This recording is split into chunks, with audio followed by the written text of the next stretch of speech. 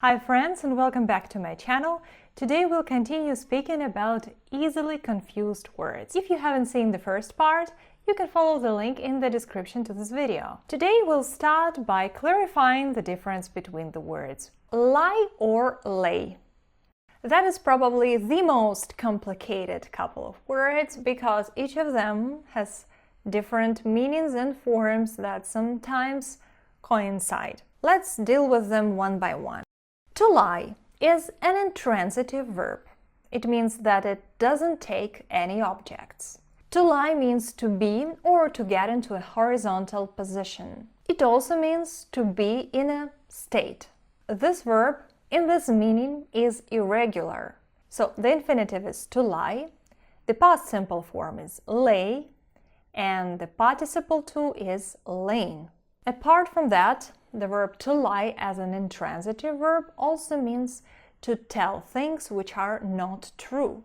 But in this meaning, it is not irregular. It is regular, so it takes the ed ending. To lie, lied, lied. And from this meaning of this verb, we have the noun lie. Lie is a false statement, untruth. Now, to lay is a transitive verb. That means that it must have an object. To lay means to put someone or something into a horizontal position. It is an irregular verb as well. Its infinitive is to lay. The past simple form is laid, and participle to is also laid. Take a screenshot of this, memorize it. Lie and lay are two different verbs. Some of their forms coincide, but apart from that, the verb to lie has several meanings, and in these meanings it has different forms, yeah? Now let's look at the examples. First, we'll take the verb to lie. Again, this verb is intransitive, it doesn't take any objects, and it can mean to be or to get into a horizontal position, to be in a state, or to intentionally say things which are not true. My cat likes to lie on the windowsill. It's the first meaning of this word. It means that my cat likes to be in a horizontal position on a windowsill. The doctor asked him to lie on his back and relax. The doctor asked him to get into a horizontal position. This is a tomb in which many pharaohs had lain. As we are dealing with the past perfect here, had lain, lain is participle to of the verb to lie in the meaning of to be in a horizontal position. That's why the form is lain. These plants have lain dormant since November. The same, the only thing is that the tense is the present perfect. Still we have lain as the third form of the verb because we are dealing with this first meaning of the verb, to be in a horizontal position or to be in a state. Dormant means sleeping. The castle lay in ruins for many decades. Now it's a popular tourist destination. Lay is the past simple form of the verb to lie in the meaning of to be in a state of ruin. You should not lie to those who trust you. Here the verb lie is used in a different meaning. It means to say things which are not true. She lied about being a journalist.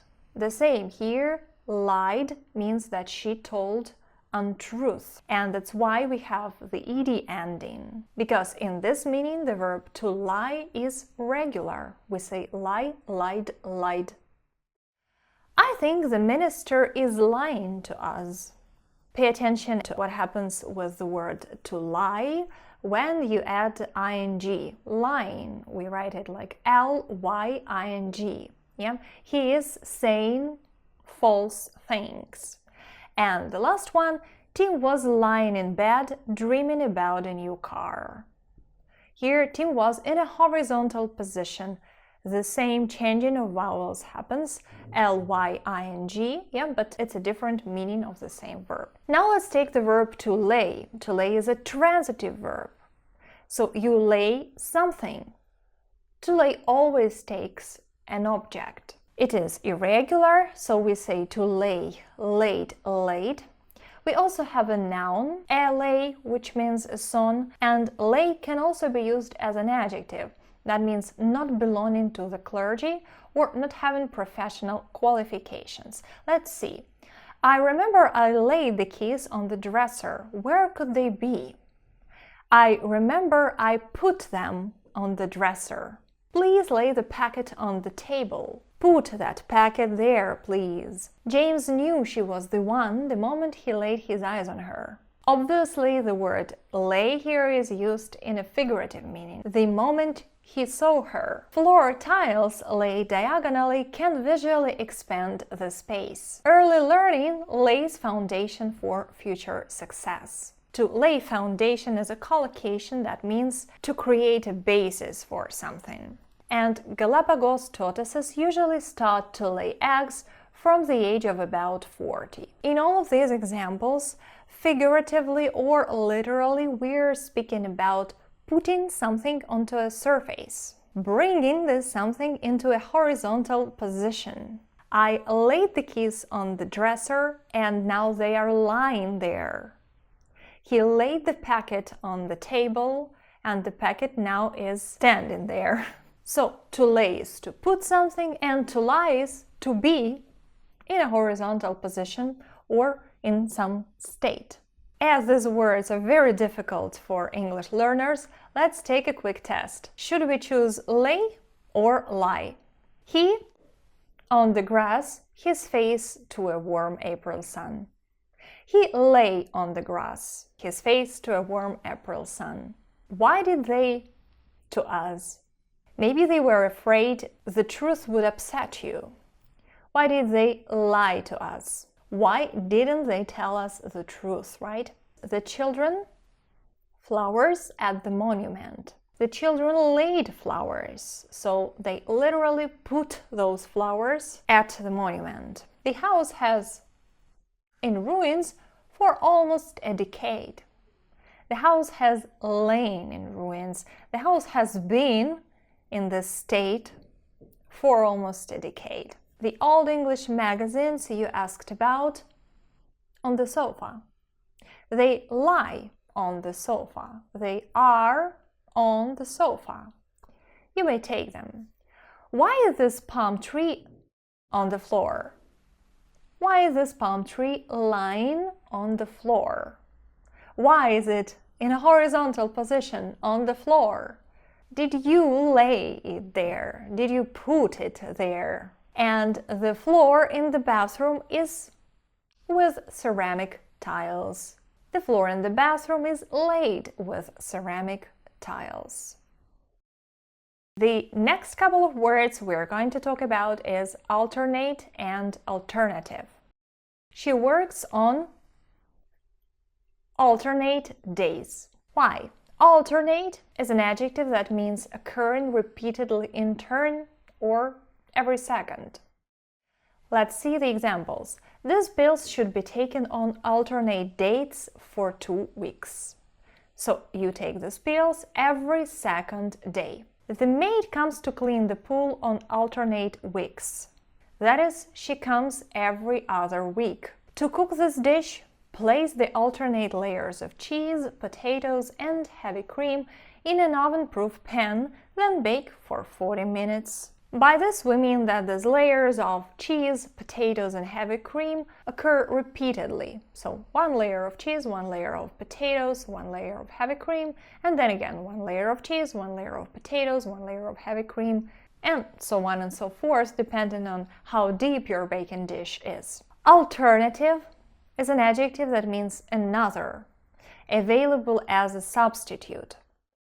Alternative medicine includes practices such as massage, acupuncture, homeopathy, and so on. The country had no alternative but to reform, and free security software is often a good alternative to commercial products. Is it simple? Yes, it is, but there is one thing to keep in mind. So, is it alternate reality or alternative reality?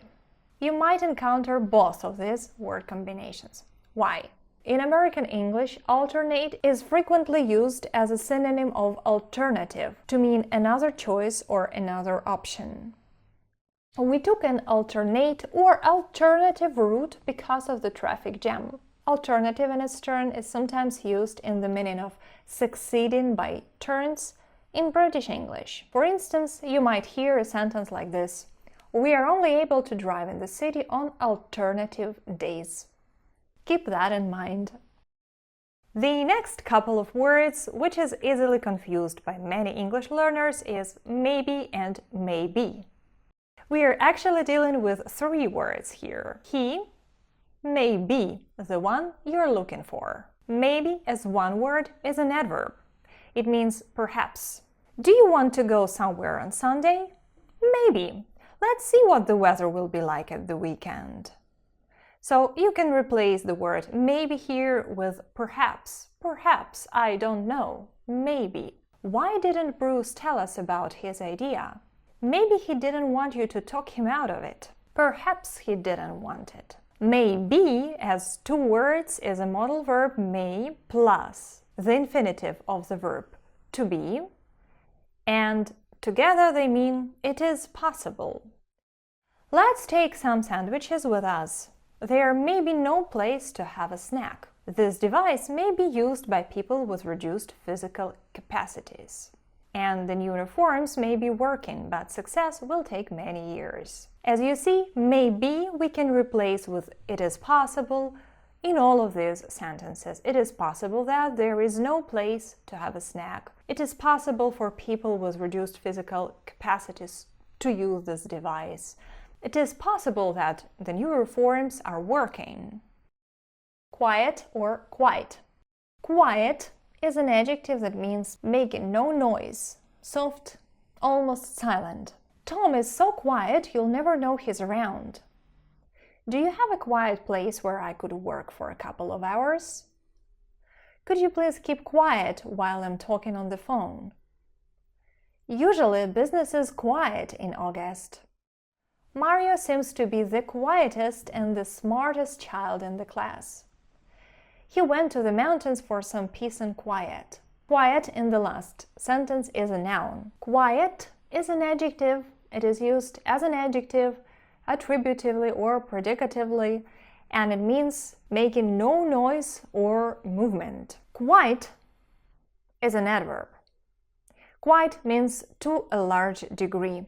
Pay attention where, in what places we'll find it in the sentences. It was quite a difficult task. The journey was quite tiresome as we didn't have appropriate shoes. They struck up quite a close friendship. That means that they became friends. It's quite a good place to stay for 1 or 2 nights. As we didn't buy the tickets in advance, we stood in quite a long line. We used to go camping quite a lot in the past. Quite a difficult task means something in between a very difficult task and an easy task. Yeah, it was not very difficult, but quite difficult, not easy. The main point here is that quiet and quite are different parts of speech, so you see them in different places in a sentence. Let's look at several common patterns in which we can find the adverb quite. So we can say quite plus a noun. The debates ended with quite a struggle. This is quite an interesting thing to think about. We can also say quite a bit, quite a few, and quite a lot. We used to go camping quite a lot in the past, or they've donated quite a bit of money to this charity organization. We also can use quite followed by an adjective or an adverb. Stress can trigger migraines quite easily. Our French teacher is quite old-fashioned. Quite can also be used with a verb. I quite enjoy traveling across the country for work. I don't quite understand why you're so mad at him. This scenario is very common for informal speaking, when you want to say that you don't fully understand something or you don't really like something. You can say, I don't quite like it, or I don't quite understand it. It can also a little bit change its meaning depending on the context, so it can mean something from a bit to a lot. That will depend on the situation and your intonation. And let's take a look at the last pattern. We can use the particle not in front of quite. That's not quite what I meant to say. This will mean it's not completely what I meant. These measurements are not quite correct. She thinks there is something not quite right with her bike. So something is wrong. It's not completely okay. Breathe and breath. Please open the window. I can't breathe. To breathe is a verb. It means to inhale or exhale air. Let's look at some examples.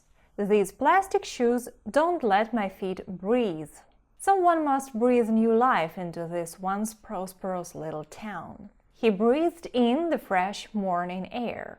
Breath is a noun. This is the air that you inhale or exhale. He had to stop running to catch his breath. This man is a breath of fresh air. He has plenty of great travel stories to tell. Maintaining good oral hygiene is very important to prevent bad breath. So, when we speak about an action that we do with our lungs, we say we breathe, breathe. And when we speak about the air that we inhaled or exhaled, we say breath. It's easy to remember because the verb to breathe ends with E, and because of this E, the previous two letters T and H are read like the. They are voiced because they are followed by a vowel, by E. With breath, the letters T and H are read as th. The next couple of words which are easily confused by some English learners are channel and canal. They are showing the Suez Canal on Discovery Channel. A channel is a natural strait joining two larger bodies of water, or a means of communication or a course of doing something. Harriet Quimby became the first female pilot to fly across the English Channel. The English Channel is a natural strait that joins two big water bodies. It is not man-made, it was created by nature. I like this TV channel. They have lots of interesting programs. Direct selling is the primary distribution channel for our product. We communicate with our partners through multiple channels. In the last two examples, the word channel is used as a means of communication or doing something. Now, a canal is a man-made waterway for navigation, or a duct. If you go to Greece, you must definitely see the Corinth Canal. The Corinth Canal was built by people. It actually took many hundreds of years to connect the Gulf of Corinth with the Aegean Sea. The canal can irrigate up to 100,000 acres of agricultural land. Again, here we are speaking about a man-made waterway to irrigate a field, for example. And X-rays help dentists to plan for the root canal treatment. Here we are speaking about something like a duct, a hollow tube somewhere in your tooth. So once again, this is a channel created by nature, and this is a canal, in particular the Corinth Canal, created by man. The next couple of words we have to talk about is tortoise and turtle. Put the back to the aquarium. Put the turtle back into the aquarium. Why? Because a turtle is a reptile that lives in water, and a tortoise is a turtle that lives only on land. Tortoises cannot swim, so if you drop one into a water body, it will die. This is a turtle, and this is a tortoise. Turtles come into land in order to lay eggs. Did you know that tortoises eat cacti? Did you know that, by the way? That's it for today. I hope this lesson was useful and you managed to learn something new about the words that you misspelled or had some other difficulties with. If you have any other words that confuse you, write them down and maybe I'll make a lesson about them in the nearest future. Subscribe to this channel not to miss my other lessons, and see you in the next video.